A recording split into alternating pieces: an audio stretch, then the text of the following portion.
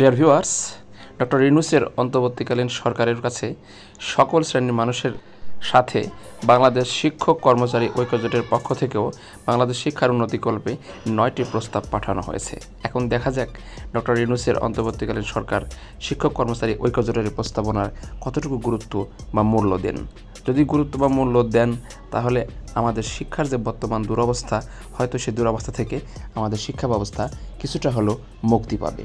তো আজকের ভিডিওটা ঠিক সে বিষয়ের উপর। ভিডিওটি খুব ইনফরমেটিভ হতে যাচ্ছে, তাই না টেনে পুরোটি দেখুন। প্রথম যে প্রস্তাব সেটা হচ্ছে প্রজ্ঞাপন জারি করে নতুন শিক্ষাক্রম বাতিল।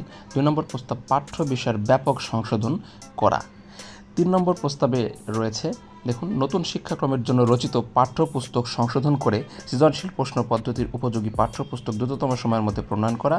এবং 4 নম্বর, সব শিক্ষা প্রতিষ্ঠান ম্যানেজিং কমিটি গভর্নিং বডি বাতিল করে অ্যাডহক কমিটি গঠন করা। নাম্বার 5 যে প্রস্তাবটি রাখা হয়েছে, পূর্ববর্তী সরকারের আমলে দলীয়ভাবে নিয়োগকৃত অধ্যক্ষ, উপাধ্যক্ষ, প্রধান শিক্ষক, সহকারী প্রধান শিক্ষক ও সকল পর্যায়ের কর্মচারীর এমপিওর জন্য আবেদনপত্র ও তাদের নিয়োগ বাতিল করে প্রজ্ঞাপন জারি করা। অর্থাৎ আওয়ামী লীগ সরকারের সময় দুর্নীতির মাধ্যমে অনেক শিক্ষক কর্মচারী নিয়োগ হয়েছে, তাদের নিয়োগ বাতিল করা। নাম্বার 6 দেখুন, শিক্ষা প্রতিষ্ঠানের বর্তমান দলীয় শপথ বাতিল করে পূর্বের শপথ চালু করা।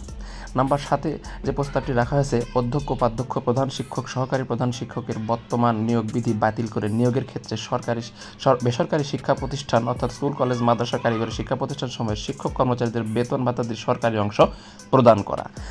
এবং নাম্বার 8 যে প্রস্তাবটি রাখা হয়েছে, একই সঙ্গে জনবল কাঠামো সম্পর্কিত নির্দেশিকা 2010 এর মার্চ থেকে 2013 পর্যন্ত সংশোধিত নিয়োগ বিধান চালু করা। এবং সর্বশেষ যে প্রস্তাবটি, অবসর সুবিধা কল্যাণ ট্রাস্টের ভোগান্তি বন্ধ করা, অবসর সুবিধা ও কল্যাণ ট্রাস্টের কমিটি পুনর্গঠন করা এবং অন্যায়ভাবে বরখাস্তকৃত শিক্ষক কর্মচারীদের চাকরিতে পুনর্বহালের জন্য প্রজ্ঞাপন জারি করে বকেয়া সহ বেতন ভাতা প্রদানের কার্যকরী ব্যবস্থা গ্রহণ করা। আমরা জানি যে কাউসার আহমেদ সহ বেশ কিছু শিক্ষক আন্দোলনের জন্য অন্যায়ভাবে বহিষ্কৃত হয়েছেন, ঠিক সেই সব শিক্ষকদের ফিরে আনার কথা এখানে বলা হচ্ছে। মন্ত্রণালয়ের সচিব ছাড়াও ঐক্যজোটের চেয়ারম্যানের অধ্যক্ষ মোহাম্মদ সেলিম ভূঁইয়া এবং অতিরিক্ত মহাসচিব মোহাম্মদ জাকির হোসেনের সই করা চিঠির অনুলিপি মাধ্যমিক ও উচ্চ শিক্ষা অধিদপ্তরের মহাপরিচালক, জাতীয় বিশ্ববিদ্যালয়ের উপাচার্য এবং সব শিক্ষা বোর্ডের চেয়ারম্যানের কাছে পাঠানো হয়। এখন দেখা যাক সরকার এই শিক্ষক কর্মচারী ঐক্যজোটের এই 9টি প্রস্তাবে কয়টি তিনি গুরুত্ব দেন। তিনি যদি গুরুত্ব দেন তাহলে আমি মনে করি বাংলাদেশের শিক্ষা ব্যবস্থা যে একটা দুরবস্থার মধ্যে পড়েছে সেটা কিছুটা হলেও রিমুভ করা সম্ভব হবে।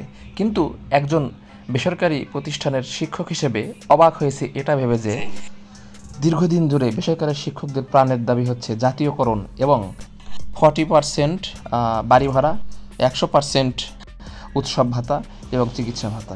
এই 2টা বিষয় এই 9টা প্রস্তাবনার মধ্যে কোনো কথাই বলা হয় নাই। তো বিষয়টা আমাকে অবাক করেছে। আপনারা কি মনে করেন ভিউয়ার্স? অবশ্যই ভিডিওটি দেখার পরে কমেন্ট বক্সে উল্লেখ করবেন। জাতীয়করণের বিষয় নিয়ে এখানে কোনো কিছুই বলা হয় নাই, যেটা আমাকে অবাক। এছাড়া সরকারির সাথে বেসরকারির যে বেতন বৈষম্য ও উৎসব ভাতা বৈষম্য সেটা সম্বন্ধে কিছু বলা হয়নি, যা সত্যি অবাক করার মতো বিষয় বলে আমি মনে করি। ভিউয়ার্স, ভিডিওটি যদি ভালো লেগে থাকে তাহলে অবশ্যই চ্যানেলটি সাবস্ক্রাইব করুন এবং বেল বাটন অল করে দিন, যাতে পরবর্তী ভিডিও আপনার কাছে খুব সহজে পৌঁছে যায়।